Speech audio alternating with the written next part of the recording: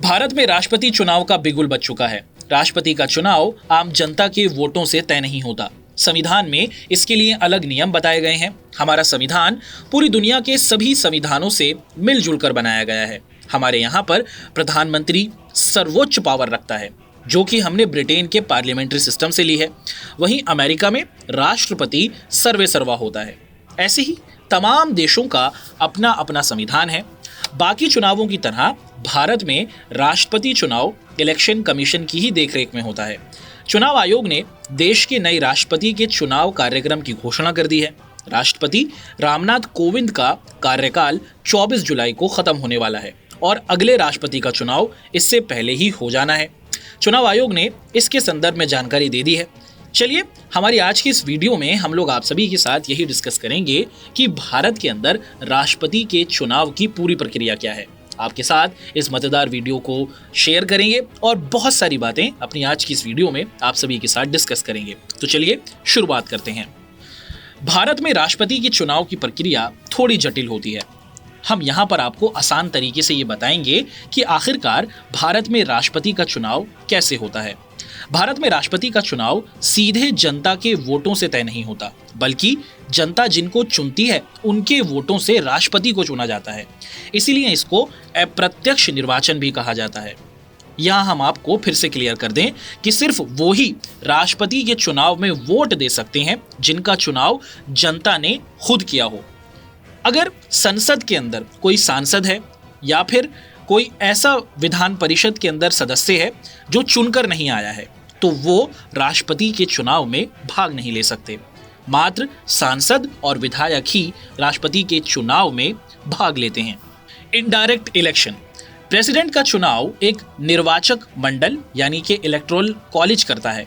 संविधान के आर्टिकल 54 में इसका उल्लेख है, यानी जनता अपने प्रेसिडेंट का, राष्ट्रपति का चुनाव सीधे तौर पर नहीं करती है, बल्कि उसके वोटों से चुने गए लोग करते हैं, जिसे अप्रत्यक्ष निर्वाचन कहा जाता है।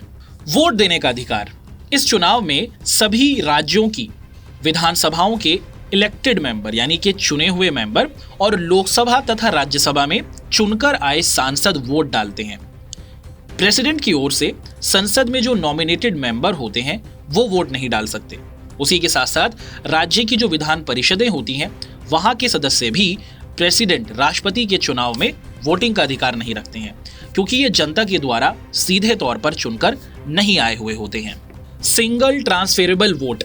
इस चुनाव में एक खास तरीके से वोटिंग होती है, जिसे सिंगल ट्रांसफेरेबल वोट सिस्टम कहा जाता है। यानी वोटर एक ही वोट देता है, लेकिन वो तमाम कैंडिडेट्स में से अपनी प्रायोरिटी तय करता है। यानी वो बैलेट पेपर पर बता देता है कि उसकी पहली पसंद कौन है और दूसरी कौन है और तीसरी पसंद कौन है।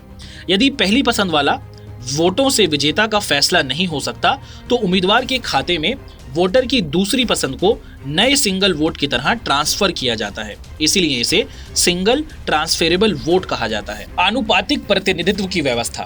वोट डालने वाले सांसदों और विधायकों के वोट का जो वेटेज होता है वो अलग अलग होता है। दो राज्यों के विधायकों के वोटों का भी वेटेज अलग अलग होता है। ये वेटेज जिस तरह तय किया जाता है उसे आनुपातिक प्रतिनिधित्व व्यवस्था कहते हैं। वर्तमान में देश के राज्यों के सभी विधायकों के वोट का जो वैल्यू है वो 5,43,221 है। वहीं लोकसभा के सांसदों का कुल वैल्यू 5,43,200 है। अब आपके दिमाग में ये सवाल जरूर आ रहा होगा कि कैसे वोटों की वैल्यू तय होती है। चलिए उसको डिस्कस करते हैं। एमएलए के लिए वोट का वेटेज क्या होता है। विधायक के मामले में जिस राज्य का विधायक हो उसकी आबादी देखी जाती है। इसके साथ उस राज्य के विधानसभा सदस्यों की संख्या को भी ध्यान में रखा जाता है। वेटेज निकालने के लिए राज्य की पॉपुलेशन को इलेक्टेड एमएलए यानी कि चुने गए जो विधायक होते हैं उसकी संख्या से डिवाइड किया जाता है।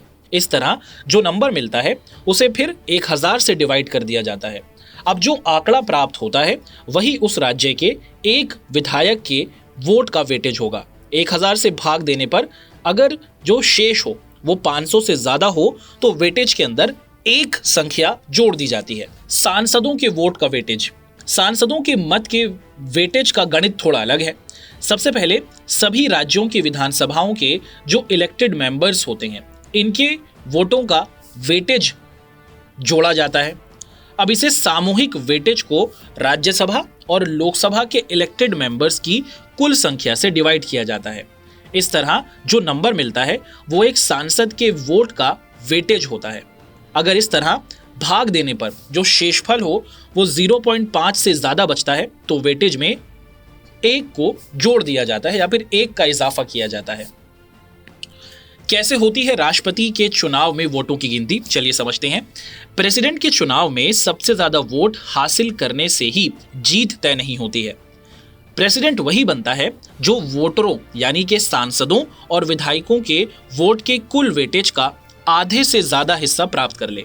यानी इस चुनाव में पहले से ही तय होता है कि जीतने वाले को कितना वोट यानी कि वेटेज प्राप्त करना है। इस समय प्रेसिडेंट इलेक्शन के लिए जो इलेक्टोरल कॉलेज है उसके सदस्यों के वोटों का कुल वेटेज 10,98,882 है। तो जीत के लिए कैंडिडेट को हासिल करने होंगे जो वोट वो होंगे 5,49,442। जो प्रत्याशी सबसे पहले इस अंक को प्राप्त कर लेता है वो प्रेसिडेंट चुना जाता है। जैसे हमने अभी आपको बताया कि राष्ट्रपति के चुनाव में सबसे पहले इस जादुई अंक को प्राप्त करना होता है। सबसे पहले ही क्यों और इसका मतलब क्या है? इस सबसे पहले का मतलब समझने के लिए वोट काउंटिंग में प्रायोरिटी यानी कि प्राथमिकता पर गौर करना होगा। सांसद या फिर विधायक वोट देते वक्त अपने मत पत्र पर बता देते हैं कि उनकी पहली पसंद वाला कैंडिडेट कौन है, दूसरी पसंद वाला और तीसरी पसंद वाला आदमी कौन है, आदि आदि। सबसे पहले सभी मत पत्रों पर दर्ज पहली वरीयता के मत गिने जाते हैं। यदि इस पहली गिनती में ही कोई कैंडिडेट जीत के लिए जरूरी वेटेज का कोटा हासिल कर लेता है तो उसकी जीत हो जाती है। लेकिन अगर ऐसा नहीं होता तो फिर यह प्रक्रिया आगे बढ़ती है। कैसे इलेक्शन के अंदर जो लोग कैंडिडेट खड़े होते हैं राष्ट्रपति के चुनाव में वो रेस से बाहर हो जाते हैं। पहले उस कैंडिडेट को रेस से बाहर किया जाता है जिसे पहली गिनती में सबसे कम वोट मिले होते हैं, लेकिन उसको मिले वोटों में यह देखा जाता है कि उनकी दूसरी पसंद के कितने वोट किस उम्मीदवार को मिले हैं। फिर सिर्फ दूसरी पसंद के ये वोट बचे हुए उम्मीदवार के खाते में ट्रांसफर किए जाते हैं।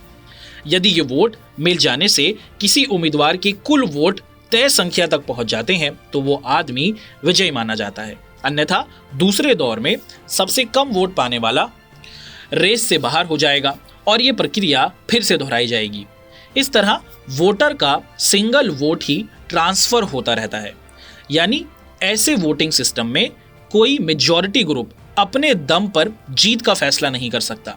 छोटे छोटे दूसरे ग्रुप्स के वोट निर्णायक साबित होते हैं। यानी जरूरी नहीं है कि लोकसभा और राज्यसभा में जिस पार्टी का बहुमत हो उसी का दबदबा चले। विधायकों का भी वोट बहुत अहम होता है। रेस से बाहर करने का नियम। सेकंड प्रायोरिटी के वोट ट्रांसफर होने के बाद सबसे कम वोट प्राप्त करने वाले कैंडिडेट को बाहर करने की नौबत आ जाती है। अगर दो कैंडिडेट्स को सबसे कम वोट मिले हों तो बाहर उसे किया जाता है जिसके फर्स्ट प्रायोरिटी वाले वोट कम हो। अगर अंत तक किसी प्रत्याशी को तय कोटा ना मिले तो इस प्रक्रिया में कैंडिडेट बारी बारी से रेस से बाहर होते रहते हैं और आखिर में जो बचता है वही विजय होता है। आशा है कि आप सभी को हमारी ये वीडियो पसंद आई होगी और आपको भारत के अंदर राष्ट्रपति के चुनाव की प्रक्रिया के बारे में बहुत सी जानकारी मिली होगी। हमारी इस वीडियो को लाइक करें, हमारे इस चैनल को सब्सक्राइब करें और हमारी वीडियो को जरूर शेयर करें। धन्यवाद।